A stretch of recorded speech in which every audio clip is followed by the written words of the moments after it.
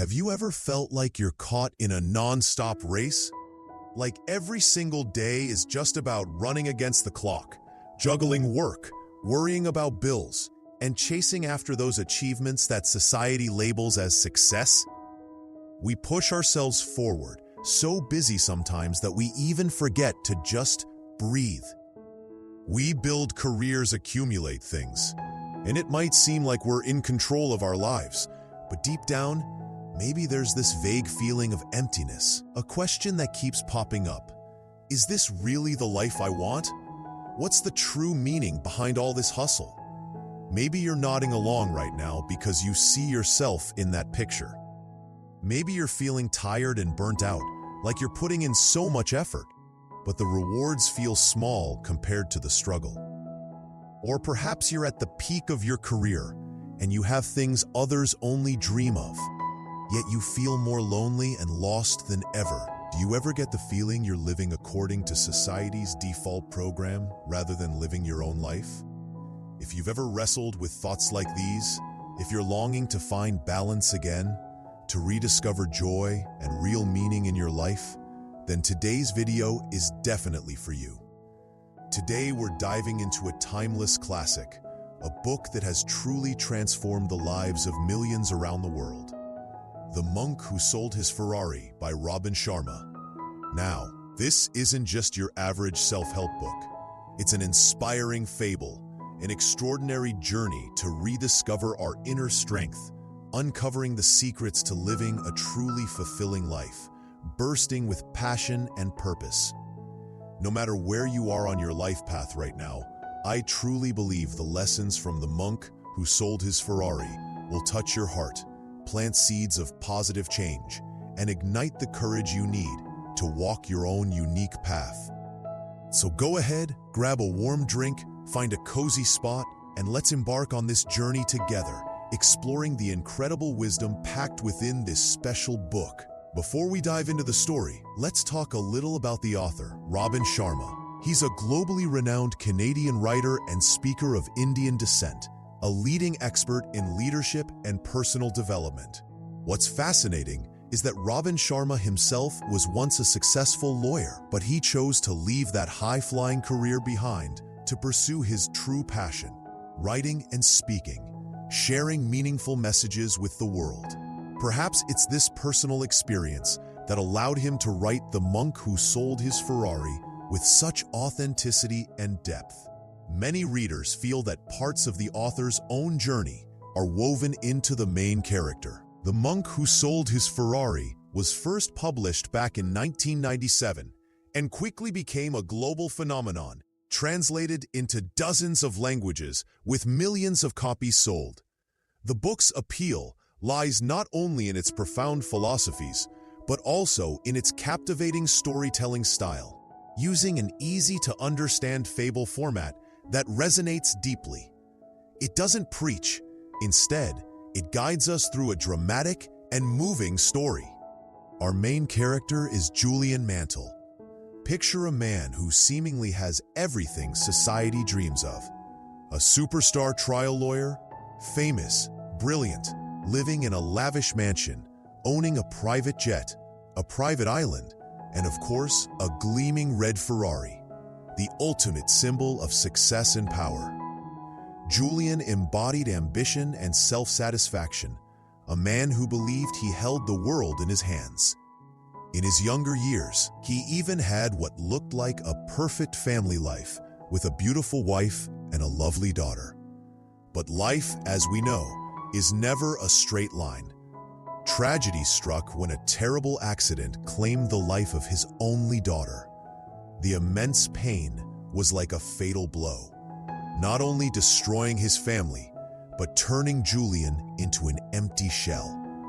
He threw himself into work as an escape, trying desperately to fill the gaping void in his heart.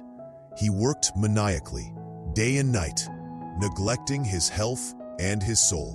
His wife, grappling with the loss of her child and her husband's indifference, eventually couldn't bear it anymore and decided to leave.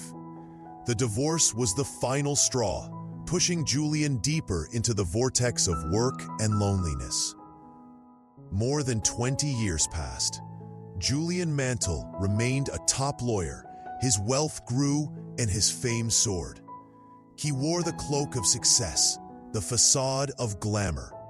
But behind that mask was a shattered heart, covered in scars that never healed. A withered soul, empty and exhausted. At 53, he looked like a man of 70, his body ravaged by endless nights of work, hurried meals, chronic stress, and the absence of love and connection.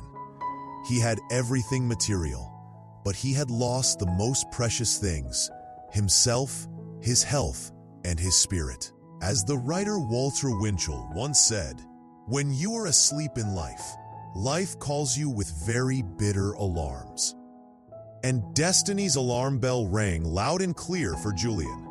Right in the middle of a packed courtroom, at the height of his career, he suddenly collapsed from a massive heart attack. That near-death experience wasn't just a health crisis. It was a powerful spiritual awakening. Julian realized the physical heart attack was merely an outward symptom of a much deeper collapse, the shattering of his core inner values. He had traded his soul, his health, his happiness for a hefty bank account and the fleeting, hollow satisfaction of a live fast, die young lifestyle. He realized he had been living someone else's life, a life programmed by ambition and society's expectations, not the life his heart truly yearned for. And that's when Julian made a decision that changed everything. He gave it all up. Yes, you heard that right, everything. He sold the magnificent mansion, the private jet, the private island, and even his beloved red Ferrari, the final symbol of his glamorous but tormented past. He completely shed the shell that had imprisoned him for so many years. With just a small backpack, Julian embarked on a new journey, not to conquer the outer world, but to conquer his inner world. He traveled to India, to the mystical land of Sivana, hidden high in the majestic Himalayas, where wise sages had lived for centuries, holding ancient secrets to a balanced and fulfilling life.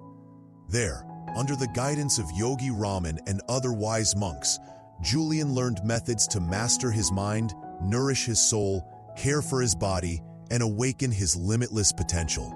He learned to slow down, to connect with nature, to find joy in simple things. And a miracle happened.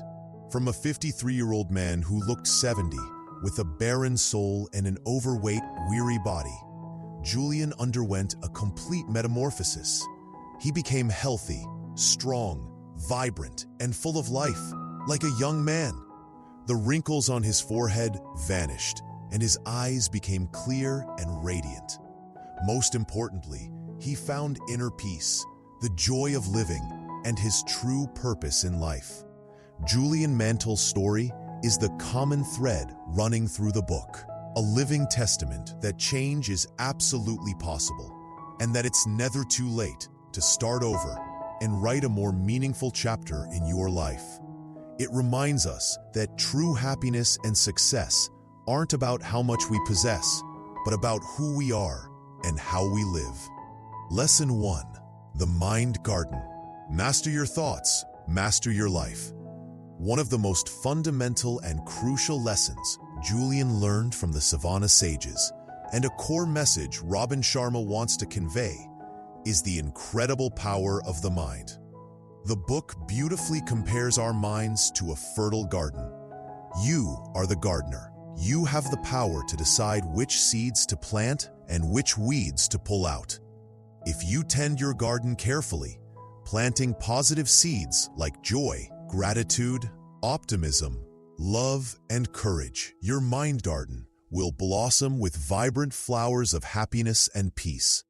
Conversely, if you neglect your garden, allowing the weeds of worry, fear, anger, envy, and resentment to take root and spread wildly, your peace will be disturbed, your inner self will be constantly unsettled, and your life will feel gloomy. Did you know, and this is a rather striking fact mentioned in the book, and confirmed by psychological studies that on average, about 60,000 different thoughts race through our minds every single day. And what's even more astonishing is that up to 95% of today's thoughts are exactly the same as yesterday's. Scary, isn't it? We often get stuck in loops of negative thinking, worrying about the past that's gone or fearing a future that hasn't happened yet, without realizing that these very thoughts are shaping our reality and stealing our joy of living. As the great leader Winston Churchill once said, "The price of greatness is responsibility over each of your thoughts." The book emphasizes that the only thing in life we have absolute control over is our mind, how we choose to think and react to every situation. We can't control the weather, the traffic, or how other people behave, but we absolutely can control our attitude. Optimistic and successful people aren't successful just because they're always lucky. They succeed because they focus on what they can control, their thoughts and attitude. They learn to turn challenges into opportunities and difficulties into lessons. When the mind is steady and the inner self is resilient, even events that seem like tragedies can become stepping stones for growth. So how do we become diligent gatekeepers of our own mind garden? The book suggests a simple yet effective technique called the heart of the rose. This involves finding a quiet place, relaxing, and focusing your attention on the image of a beautiful, fresh rose. Notice its color, texture, fragrance. When your mind inevitably starts to wander, which it will, gently bring your focus back to the rose. Practicing this for just 5 to 10 minutes a day can significantly train your ability to concentrate and filter out unwanted thoughts. Another method is practicing opposition thinking. Whenever a negative thought pops up, for example, "I'm not good enough, I'm going to fail," immediately recognize it and consciously replace it with a positive, opposing thought. For example, "I am capable of learning and growing. I will do my best and learn from the outcome." It might not feel easy at first, but just like exercising a muscle, training your mind requires persistence. Gradually, you'll create new, stronger, positive thought patterns. Many readers share that the chapter on mastering the mind is one of the most enlightening and empowering parts of the book.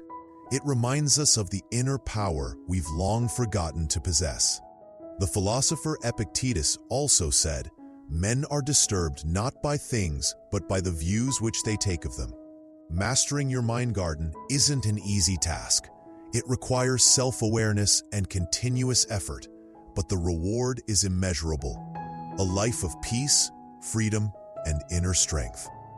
Remember, knowing others is intelligence, but knowing yourself and mastering your own mind is true wisdom and enlightenment. Lesson 2. Awakening your life's purpose. After learning to master the mind garden, the next step on Julian's journey was discovering his life's purpose, also known as Dharma or personal mission. The book asserts that every single one of us is born with unique talents, passions, and a specific purpose to fulfill in this lifetime. Just like no two snowflakes are identical, each of us is a unique creation of the universe. As the speaker Buckminster Fuller once said, "Every child is born a genius." But sadly, he added, life and the education system often stifle that innate genius as we grow up. We get caught up in learning what others want us to learn, doing what others expect us to do, and chasing definitions of success imposed by society. Gradually, we lose connection with that deep inner calling, with our true passions and unique strengths. The weight of making a living, responsibilities towards family, fear of failure, fear of judgment. All these things can make thinking about passion or purpose feel like a far-fetched luxury for many of us. We settle for a stable but boring job, a safe but uninspired life. We struggle to survive, and then struggle to find happiness somewhere outside ourselves, forgetting that true happiness often blooms when we live authentically and contribute our unique value to the world. The monk who sold his Ferrari aims to shake us awake, reminding us that you were not born merely to exist and struggle. You were born to shine in your own unique way. The book encourages us to look bravely within, asking ourselves crucial questions. What truly makes your heart sing? What are you naturally good at? What do you do effortlessly that others find difficult? If money were no object, how would you spend your time? What legacy do you want to leave behind in this world? Finding the answers isn't always easy. It requires honesty with oneself, quiet time to listen to that inner voice, and sometimes the courage to try new things.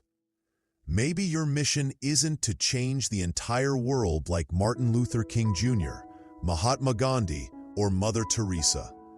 Maybe your mission is to be an inspiring teacher, a dedicated parent, a talented artist, a skilled craftsperson, a passionate volunteer, or simply to bring joy and kindness to those around you every day. As educator Marva Collins said, most of us will never do great things, but we can do small things in a great way. The purpose of life is a life of purpose, whether big or small. The book also warns us about fear, the biggest enemy preventing us from living our purpose. We fear failure, change, not being good enough, rejection. But the philosopher Aristotle pointed out an interesting truth. We often suffer more in imagination than in reality. Fear is usually magnified in our minds. The monk who sold his Ferrari urges us to face our fears and step out of our familiar but confining comfort zones. Because only when we dare to take risks, dare to challenge our limits, can we discover our true potential and the path meant specifically for us. Lao Tzu famously said, "A journey of 1,000 miles begins with a single step." Don't wait until all conditions are perfect or until you're no longer afraid to start. Start today with small steps. If you love writing, write 1 page a day. If you want to learn a new language, learn 5 new words a day. If you want to help your community, find a small volunteer activity on the weekend. It's these small, consistent actions over time that will lead you closer to your life's purpose. Another crucial point emphasized is never live with regrets about things you didn't do. The writer John Greenleaf Whittier wrote, "For of all sad words of tongue or pen, the saddest are these, 'It might have been.'" Life is finite. Don't reach the end of the road only to utter the words, "if only," because you didn't dare to live true to your passion, didn't dare to follow the call of your heart. Finding and living your purpose doesn't mean everything will be easy. There will be challenges and difficulties. But when you do what you love and believe in, you'll find an extraordinary inner energy and strength to overcome anything. As the famous saying goes, choose a job you love, and you will never have to work a day in your life. That's the greatest reward when you awaken your life's purpose. Lesson 3. The power of goals and the Kaizen rule. Having mastered the mind and identified a sense of purpose, Julian learned the vital importance of setting clear goals and applying the philosophy of Kaizen, continuous improvement, to turn dreams into reality. The book points out a common truth. We often dream of a better, happier, more successful life, but rarely take the time to actually write down our specific goals and make an action plan. We live in a haze, hoping things will magically get better, but we lack a clear roadmap to guide us. Robin Sharma emphasizes, everything is created twice, first in the mind and then in reality. Writing down your goals isn't just a symbolic act. It's like sending a powerful signal, a red flag to your subconscious mind, declaring, This is the most important thing among thousands of other thoughts. Focus resources on making it real. Your mind then starts acting like a guidance system, automatically seeking opportunities, people, and resources needed to help you achieve that goal. It becomes like a heat-seeking missile locked onto its target. Goal setting should be specific, measurable, achievable, relevant, and time-bound, the SMART principle we often hear. But the monk who sold his Ferrari takes it further. The book advises setting goals in all important areas of life, not just material ones, money, career, but also inner goals, intellectual goals, learn a new skill, read a certain number of books, and take a course. Physical goals, run 3 times a week, practice yoga daily, eat healthier. Spiritual soul goals, meditate daily, practice gratitude, spend quality time with family, and engage in volunteer work. Relationship goals, improve communication with loved ones, and dedicate quality time to friends. When you have balanced goals across all dimensions, you're building a holistic and sustainable. An interesting technique mentioned is creating positive pressure. For example, if you want to lose weight, publicly declare your goal to friends or family. This public commitment creates a powerful motivation, urging you to act to keep your word and avoid losing face. Of course, this pressure should be constructive, not negative stress.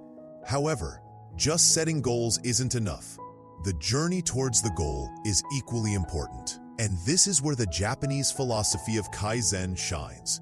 Kaizen means continuous improvement, focusing on small, consistent steps taken daily to create significant change over time. Instead of setting overwhelming goals that easily lead to discouragement, Kaizen encourages breaking down goals into specific, manageable, daily actions.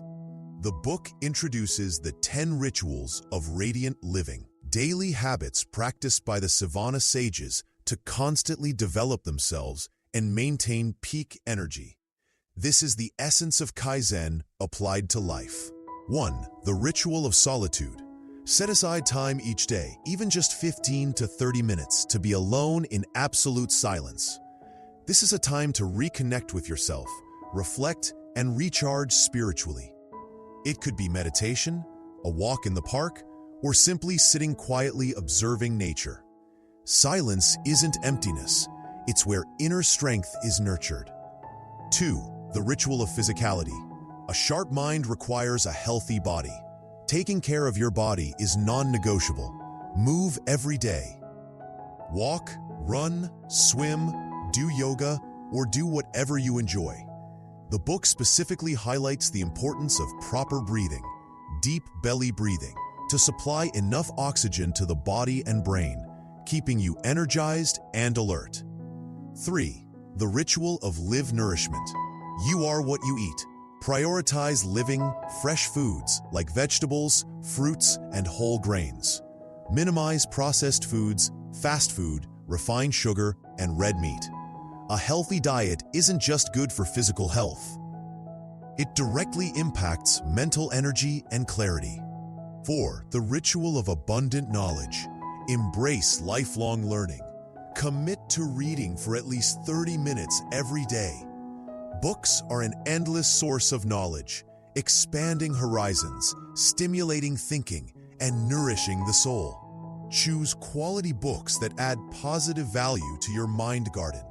Beyond reading, listen to podcasts, take online courses, and learn a new skill. 5. The ritual of personal reflection. At the end of each day, take a few minutes to reflect on what happened. What did you do well? What could you have done better? What lessons did you learn? Like Benjamin Franklin did, this self-examination helps you become more self-aware, learn from experiences, and improve daily. 6. The ritual of early awakening. Wake up an hour earlier than usual to have time for yourself before the busy day begins. The quiet morning hours are perfect for other rituals like meditation, exercise, reading, or planning your day. To wake up early, you need sufficient quality sleep. The book advises creating relaxing bedtime routines and avoiding electronic devices and negative news before bed. 7. The ritual of music. Music has a magical power to soothe the soul, lift spirits, and inspire creativity. Take time to enjoy the music you love, even if just for a few minutes each day. Let music enrich your inner life. 8. The ritual of the spoken word. Words have the power to create reality. Practice positive affirmations about yourself and the life you desire. Speak kind, encouraging words to yourself and others. The language you use daily shapes your beliefs and actions. 9. The ritual of congruent character. Live in alignment with your core values. Identify the principles most important to you, including honesty, diligence, compassion, courage, and strive to act consistently with them in all situations. Integrity and consistency build a foundation for a happy and respectable life. Mahatma Gandhi said, "Happiness is when what you think, what you say, and what you do are in harmony." 10. The ritual of simplicity. Learn to live with fewer material needs. Reduce clutter in your life, both physical possessions and unnecessary commitments. Focus on quality over quantity.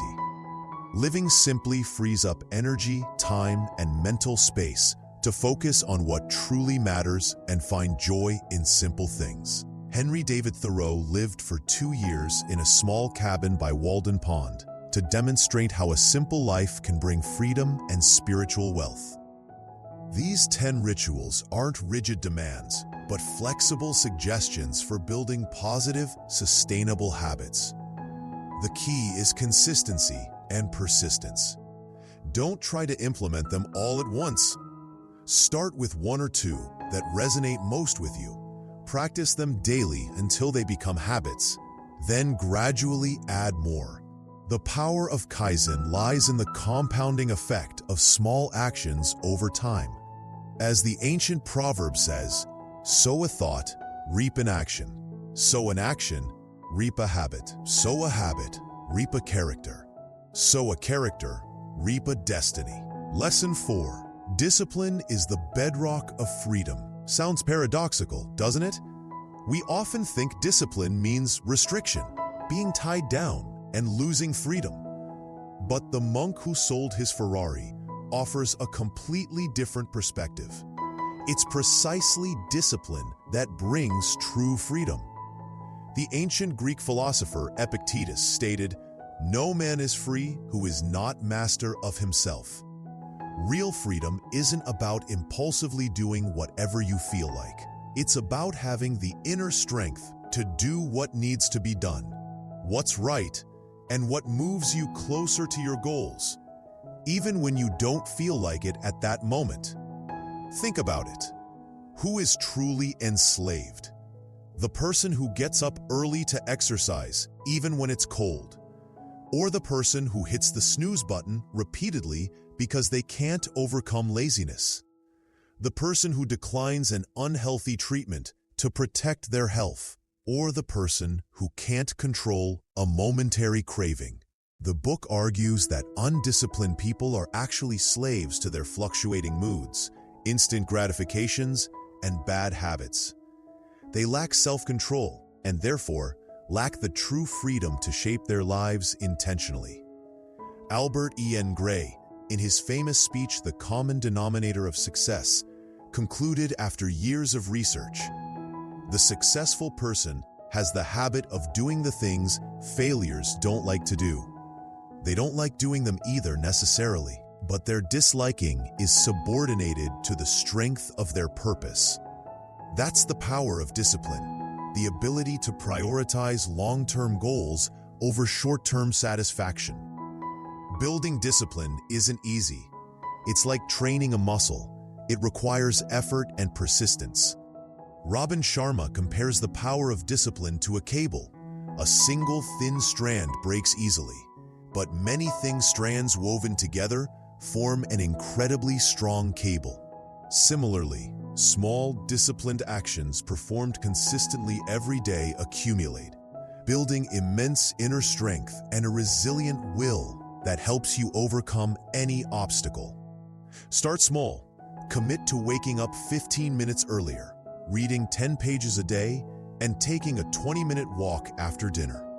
When you fulfill these small commitments, you build self-trust and strengthen your discipline muscle.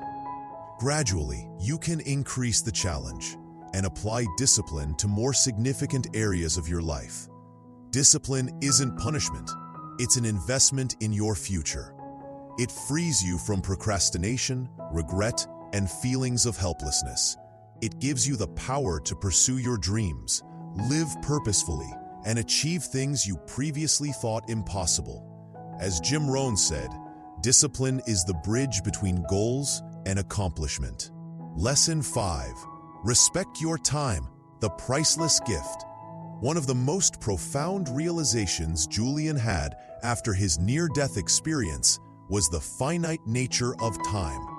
Previously, he lived as if he had 1,000 years ahead, squandering time on pointless meetings, endless lawsuits, empty social gatherings, forgetting what truly mattered: health, family, inner peace. The book reminds us of a harsh but necessary truth. Time is a non-renewable asset. Every second that passes is gone forever. We often lull ourselves into thinking death is something that happens to other people and that we still have plenty of time. But reality is fragile, and no one knows what tomorrow holds. Don't live as if you were never going to die, the Sivana sages advised. Recognizing the finiteness of time isn't meant to make us live in fear, but to inspire us to cherish every present moment and use our time meaningfully. So how can we manage and utilize this precious gift of time effectively? Identify priorities. Not everything is equally important. Apply the Pareto principle, 80-20. 80% of results often come from the 20% most critical efforts. Identify the 20% of activities that yield the highest value in your life and work, and focus your time and energy there. Write down the most important tasks for the day or week and tackle them first. Learn to say no. This is an incredibly important skill, yet very difficult for many. We often fear offending others or missing out, so we take on too much. Remember, every time you say yes to something unimportant, you're saying no to something more important to you. Time for family, health, personal goals. Actor Bing Crosby once said, "I don't know the key to success, but the key to failure is trying to please everybody." Have the courage to decline requests that don't align with your priorities and values. Combat procrastination. Procrastination is the most dangerous thief of time. Think about those great books you bought but haven't read, the learning plans you made but haven't started, the words of love you want to say but keep putting off. Don't wait for the perfect moment, because it never comes. Start now, even with just one small step. Create time oases. Designate specific, protected blocks of time in your day or week for your most important activities. E.g., an hour in the morning for deep work, evenings reserved for family, weekends for rest and recharging. Guard this time like your most valuable possession. Live fully in the present. Don't let your mind wander to the past or worry about the future, thereby missing the precious present moment. The only time you truly have is right now. Be fully present with what you are doing and with the people you are with. Apple founder Steve Jobs, in his famous Stanford commencement speech, shared that contemplating death daily helped him make crucial life choices. Remembering that I'll be dead soon is the most important tool I've ever encountered to help me make the big choices in life. Because almost everything, all external expectations, all pride, all fear of embarrassment or failure, these things just fall away in the face of death, leaving only what is truly important. Treat each day as a gift, an opportunity to live, to love, to learn, and to make a difference. Don't waste it. Lesson 6. Happiness is the way, not the destination. Living in the present. This lesson is closely tied to respecting time. We often get caught in the trap of thinking, I'll be happy when I graduate, when I get a good job, when I get promoted, when I buy a house, when I retire. We put conditions on our happiness, viewing it as a distant future destination, forgetting that true happiness lies in the journey itself, right here in the present moment. Julian Mantle used to be like that. He was always chasing the next goal, the next achievement, never pausing to enjoy what he had. He thought reaching the pinnacle of fame and fortune would bring happiness, but the reality was the opposite. The more material success he achieved, the emptier and more miserable he felt. The Sivana sages taught Julian that the past is history, the future is a mystery, and only the present is a gift, which is why it's called the present. Goals are necessary for direction, but don't let the pursuit of goals blind you to the beauty and joy of life happening right now. Edmund Hillary, the first person to conquer Mount Everest, famously said, "It is not the mountain we conquer, but ourselves." The journey of achieving goals is actually a journey of self-discovery and self-mastery.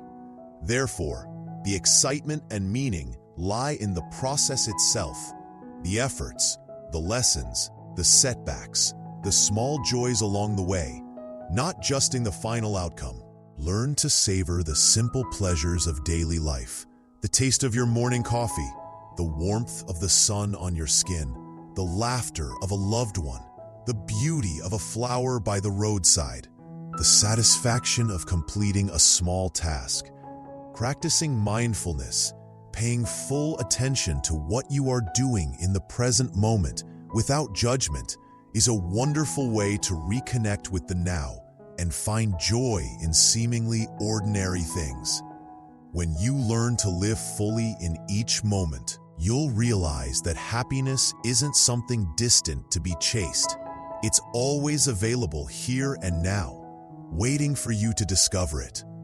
Don't wait until you have enough to allow yourself to be happy. Happiness is a choice, a state of mind you can cultivate every single day. Lesson 7. The ultimate purpose of life is to serve. After all the lessons on self-mastery and inner development, Julian's journey culminates in one final profound realization.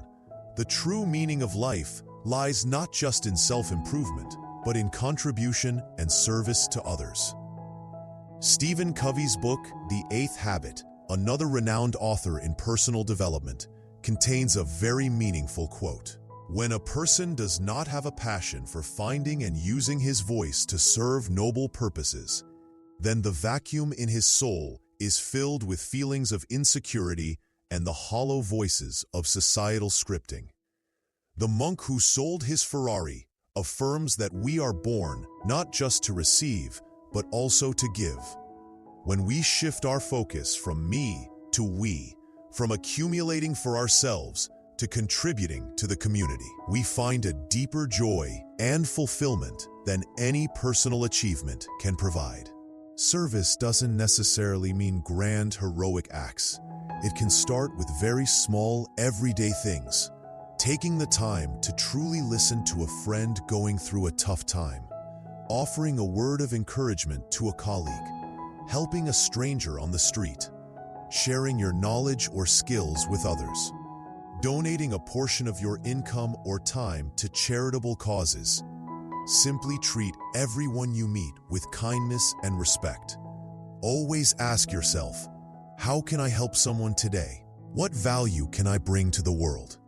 When you live with a spirit of giving and service, you not only make others' lives better, but also enrich your own. Albert Schweitzer, the Nobel Peace Prize laureate, said, "The purpose of human life is to serve, and to show compassion and the will to help others." There's a universal law at play.